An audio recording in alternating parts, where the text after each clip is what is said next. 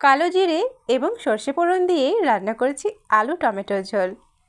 আসলে আমার দিদিভাইয়েরা তরকারি রান্না করার সময় কালো জিরে, সর্ষে অথবা পাঁচফোড়ন দিয়ে রান্না করেন, আর সেটা দেখতে যেমন ভালো লাগে তেমনি খেতেও নাকি অনেক সুস্বাদু হয়। পেঁয়াজগুলো লাল করে ভেজে নিয়ে কেটে রাখা আলুগুলো দিয়ে দিলাম। হালকা একটু নাড়াচাড়া করে একে একে সব মশলাগুলো দিয়ে দিলাম।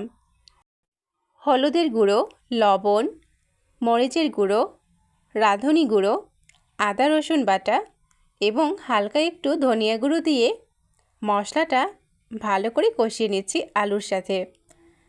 তারপর পরিমাণ মতো একটু পানি অ্যাড করলাম। এবার আলুগুলো ভালো করে সেদ্ধ করে নেব। আর আজকে আলু টমেটো ঝোল রান্না করেছি দেশি টমেটো দিয়ে। আলুগুলো খুব সুন্দর সেদ্ধ হয়ে গেছে।